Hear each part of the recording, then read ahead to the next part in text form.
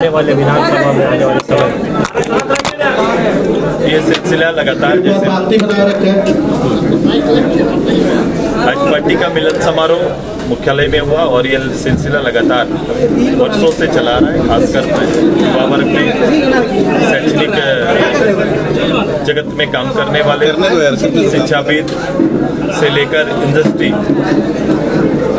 Agriculture side में विशेषता रखने वाले लोग, हर क्षेत्र के लोग एक अच्छा संदेश है कि अब पॉलिटिकली अपनी भूमिका तय करना चाहते हैं और ये सारा समावेश एक जगह आजसू पार्टी के बैनर में सभी लोग काम करने की इच्छा रख रहे हैं। तो लगातार ये हो रहा है और आगे भी ये क्रम जारी रहेगा।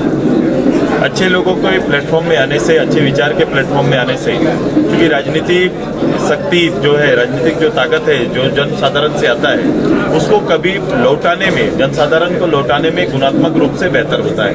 तो मैं इनका आदर करता हूँ। कई बार जनशक्ति केवल वोट बनाने के लिए होता है, लेकिन कई बार जनशक्ति या फिर पार्टी में समागम पार्टी के दृष्टिकोण को बदलने के लिए, पार्टी की सोच को बदलने के लिए, पार्टी के अंदर रिसर्च करने के लिए और पार्टी की नीतियों में सहायक हो जाता है। तो ये एक बेहतर प्लेटफॉर्म हमारे पार्टी के अंदर में इस हाल के पूरे साल में आप देखेंगे कि हर सेक्टर के लोग आ रहे हैं। क्योंकि आज के दिन में केवल वोट और जिंदाबाद की राजनीति से इधर देश को आगे बढ़ाना, राज्य की आगे बढ़ाना, ये पॉलिटिकल पार्टी का चिंता का मूल विषय है। और उसके लिए लोगों को रिसर्च में आना पड़ेगा, नए नए शोध, नए नए राजनीति में काम करने के तरीके या फिर उनके जीवन में परिवर्तन लाने वाले नियम, उनके जीवन में परिवर्तन लाने वाले जो कार्यक्रम आपको लाने पड़ेंगे, तब जाके ये काम सफल होता है। पॉलिटिकल ओवरऑल चीज है। राजनीति केवल एक नहीं, केवल वोट का खेला नहीं, राजनीति लोगों के जीवन में राज्य और देश को आगे बढ़ाने का एक संकल्प भी है। हम उसको सब मिलके पूरा करने की तैयारी कर रहे हैं और इस मिलन समारोह से आज जैसे नवीन जी और इनकी पूरी टीम का पदार्पण हुआ है, ये सिलसिला आगे भी जारी रहेगा। इन्होंने अपने श्रीमुख से आपको बताया कि पार्टी और नेतृत्व को इन्होंने लंबे समय तक परखा, परखने के बाद इन्होंने निश्चय लिया कि समाज की सेवा में जाएंगे तो आजसू के प्लेटफॉर्म में जाना उचित होगा, जहां मैं अपना जीवन का जो कमाया और अर्जन जो मैंने किया है, चाहे शैक्षणिक जगत में या एग्रीकल्चर में, मैं उससे वापस उस प्लेटफॉर्म के थ्रू पब्लिक को दे सकता हूँ। सर 13 फूल 1 फल, लेकिन क्या लग रहा है, फील्ड में लगातार आप घूम रहे हैं, क्या 13 फूल 1 फल जाएगा यहाँ से दिल्ली?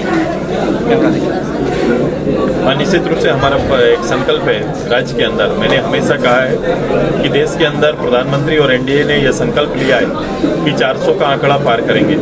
अगर देश भर में 400 का आंकड़ा एक लक्ष्य है, तो इस राज्य में भी एक लक्ष्य हम लोग का है कि 14 के 14 सीट एनडीए जीत के जाए, जिसमें 13 जगह भारतीय जनता पार्टी का फूल चुनाव चिन्ह से और एक जगह आजसू पार्टी जो केला चुनाव चिन्ह से विजयी होकर 14 सीट पर विजय हासिल करे। सर, अन्य उपचुनाव में अभी अर्जुन बैठा निर्दलीय खड़े हो गए हैं, तो अब आपका क्या स्टैंड है कि वहाँ पर उन्होंने पार्टी से त्याग दिया? हम एनडीए के नेता हैं, हमारी पार्टी एनडीए के साथ है और हमारी पूरी तैयारी होगी कि एनडीए के जो प्रत्याशी हैं वो वहाँ से विजयी होंगे।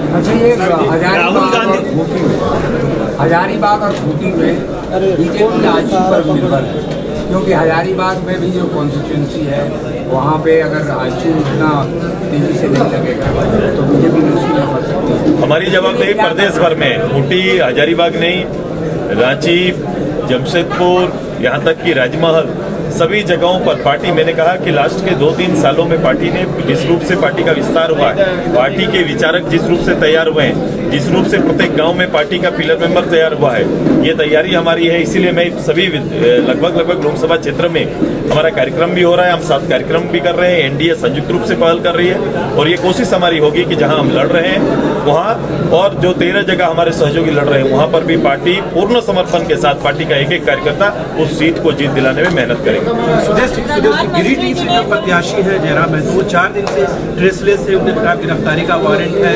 कहा यह जा रहा है कि जो स्थापित पार्टी है हमको परेशान कर रही है। मैं इसी तरह का कोई प्रश्न मैंने कहीं सुना नहीं। राजनीति में इस तरह की चीज़ों का, नागमणि जी भी गिरफ्तार हुए हैं, हमारे एक पूर्व सांसद जो पलामू से नॉमिनेशन किया वो भी गिरफ्तार हुए हैं। इसके अपने लोकतांत्रिक प्रक्रिया में जिन लोगों के ऊपर केस मुकदमा वगैरह होता है उनको या तो बेल लेना पड़ता है या फिर कानून का सम्मान करना पड़ता है, और हर कोई उसी दायरे में है, कानून से बाहर कोई नहीं। कानून अपना काम करेगा और आरोप प्रत्यारोप का दौर होगा। निश्चित रूप से सरकार और सरकार के ऊपर जो सरकार है वर्तमान और सरकार के ऊपर कभी कभी आरोप लगते हैं, लोग लगाते रहे हैं। तो ये उसी तरह की पार्टी है और उसी का हिस्सा हम मानते हैं। राहुल गांधी का दौरा कर रही है वहाँ पे कांडे में। हाँ, खुद को आदिवासी और गरीब भी बताती हैं चुनावी सभाओं में, लेकिन उनके पास लगभग 1 करोड़ रुपए के जेवरात हैं और लगभग 12 सालों में उन्होंने करोड़ों रुपये की संपत्ति इकट्ठा कर ली है। ये क्या माना जाए कि अगर मेरे प्रेस मीडिया के भाई को ये पता है और उनका मूल्यांकन ये कहता है तो फिर मेरे जुबानी से कुछ कहने की आवश्यकता नहीं है। आप खुद मूल्यांकन कर रहे हैं, गरीब और गरीब का मानक क्या होता है, ये दोनों को आप बड़ा स्पष्ट कर रहे हैं। तो काश ऐसे ही गरीब सब लोग हो जाए तो सबको सुविधा हो जाएगी। राहुल गांधी का दौरा में कल नॉमिनेशन महिला पत्रकार बोलिए। गिरिडीह में कल नॉमिनेशन है, कितने लोग जुटेंगे और किन मुद्दों पर? सर, कल प्रधानमंत्री जी ने ये कहा कि आज से हमारा गठबंधन का अभिन्न अंग है और आदिवासी निर्वासी की कई बातें कही थी, लेकिन जेएमएम कांग्रेस इस बात को ट्वीट कर रहे हैं और ये कहा जा रहा है कि भारत पाकिस्तान। कल प्रधानमंत्री जी ने जो विपक्ष संविधान और आरक्षण की बात कर रहा है उसका जवाब दिया था।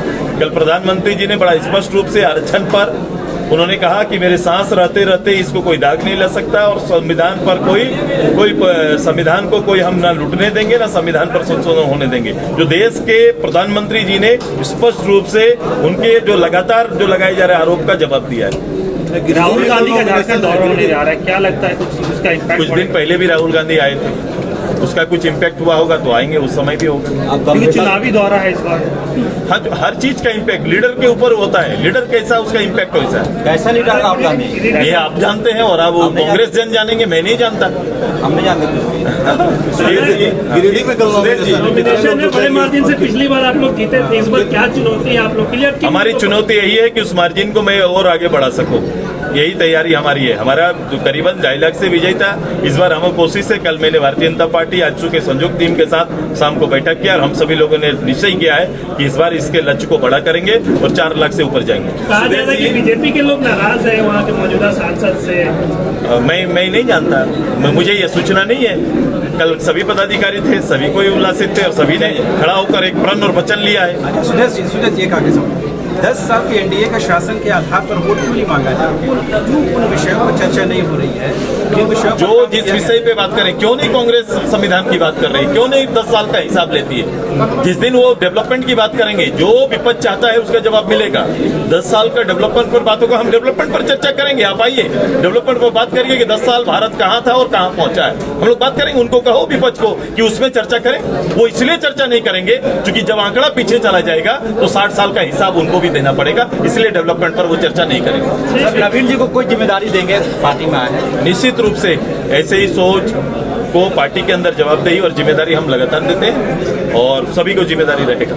सर, एक इधर से कल देवेंद्र महतो की गिरफ्तारी हुई, आप इसको किस नजरिए से देखते हैं? ठीक नामांकन से पहले यार ये नजरिया कहाँ से कहाँ मुझे मांगा जाता है। इतने लोग रोज नॉमिनेशन कर रहे हैं, रोज घटनाएं घट रही है। आपने मुझे क्यों नहीं पूछा कि कल ये केंद्रीय मंत्री नागमणि के बारे में क्यों नहीं पूछ रहे हैं? नागमणि जी तो केंद्रीय मंत्री रहे, स्थापित लीडर रहे, सांसद रहे हैं, उनके बारे में पूछिए मुझे। आपसे इसलिए सवाल हो रहा है कि वो आपके इलाके से, आपके समाज से ताल्लुक रखते हैं। मैं आदर करता हूँ, मैं आदर करता हूँ और मैं ये आग्रह करूंगा कि कानून का सम्मान हो।